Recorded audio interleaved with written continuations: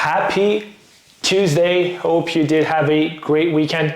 I still have not seen Captain America Brave New World. The thing is, we got a massive snowstorm the weekend the movie came out. So 2 weeks ago, I don't know if I talked about that. I don't remember, maybe, probably.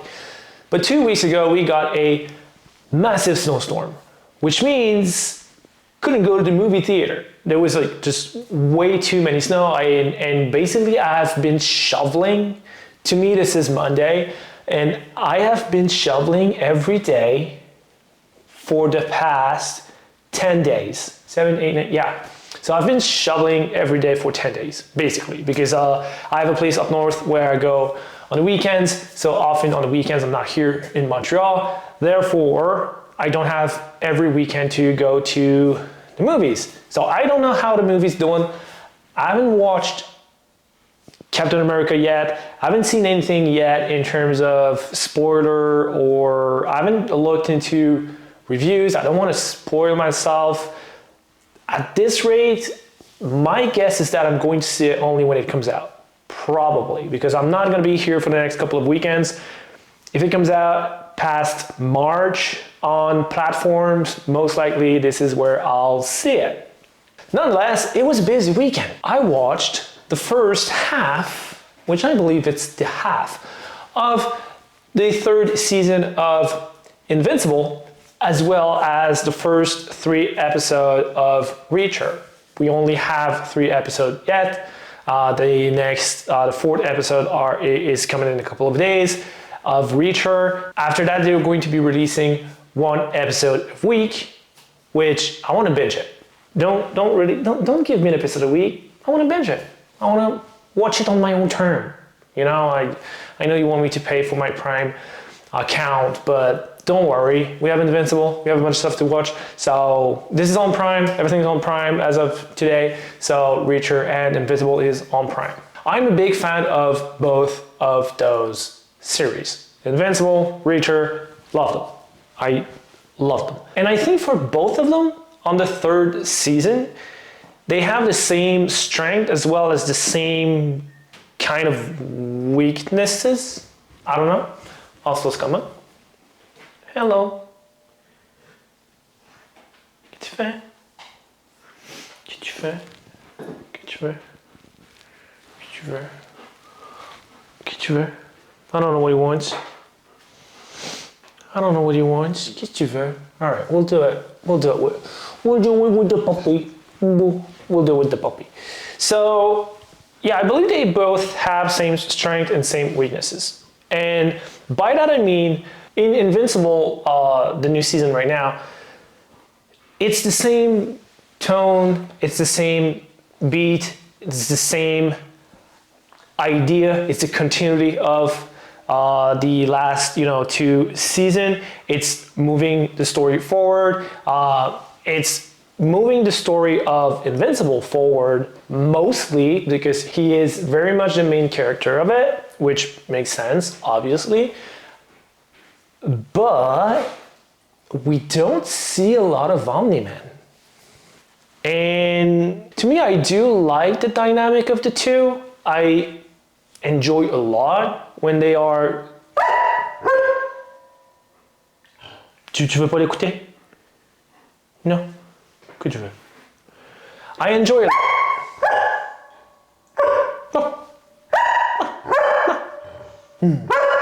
Oh yeah. Ok. Qu'est-ce que ça? Tu m'as fâché.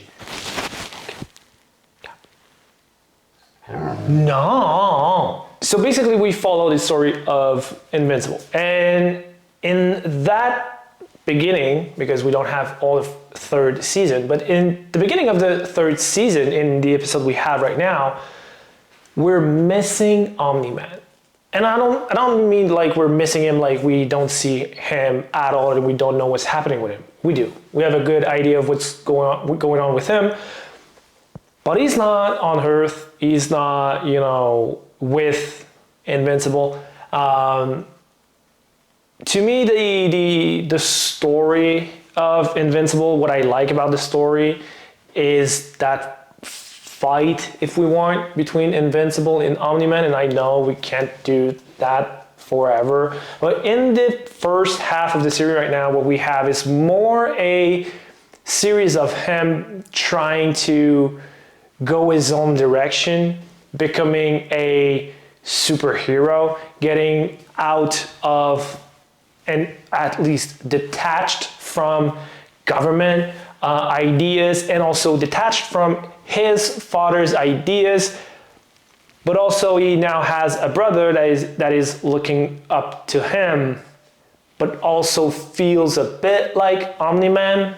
He's still very young, he still has a lot to learn, but he does have some type of characteristic that Omni-Man has, and ways of thinking, which may lead us in the direction of him having to stop his brother in a way, maybe not like all that physically like Omni-Man did to him in the first season, but at least, you know, in some capacity, having to stop him from doing something too intense, too crazy, as the kid is learning how to grow in his power and how to manage his power, as well as he's trying to be on his own and be his own man and everything.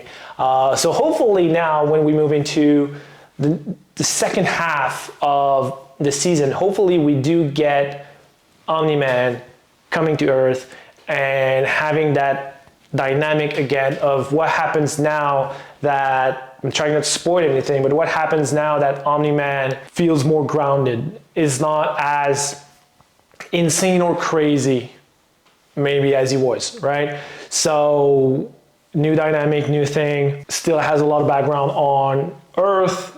I guess that if he just gets there, you know, he's not going to be welcomed. Hopefully we'll have that, and I do hope that we'll have that, and I'm pretty sure we will, because we do need Omni-Man in the series, and we do need him more than what we've been seeing right now. It's great, the tone is great, it's the same thing. If you liked season 1 and season 2, you'll enjoy that one for sure, but yeah, it feels a bit dragged in terms of story. I feel like in all the episodes I've watched, you watch a lot of fight, you watch a lot of blood, gory stuff. It is Invincible after all. But I feel like it could have been, all of this could have been done in a couple of episodes and 1 or 2 less maybe, and then we could have had more of Omni-Man and what's happening to him, with him and everything, and how now he's moving towards Earth, and having already have that aspect of the story happening. It is just a bit laggy to me. Fun nonetheless, very nice, very enjoyable, but still I wished I would have had a bit more of it. That leads me to Reacher, and I feel like the two, well, did come at the same moment.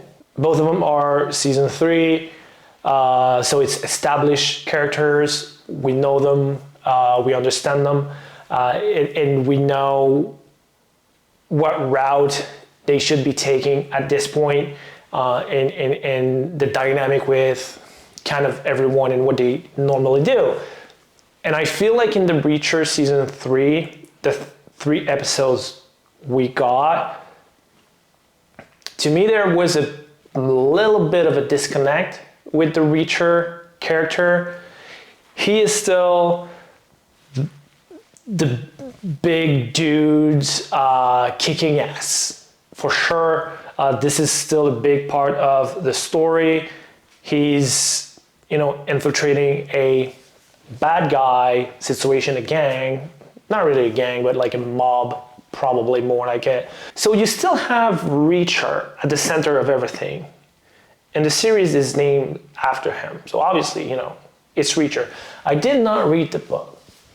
So if you come at me with like, but the book is very like in that direction and everything, I'm basing everything I know about Reacher from the series that we have right now.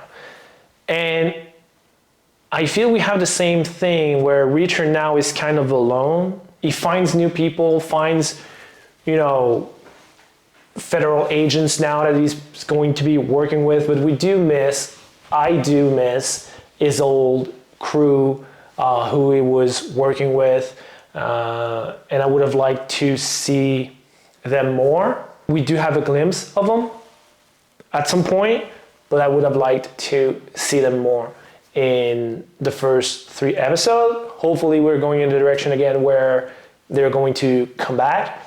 The tone is similar in first season and second season.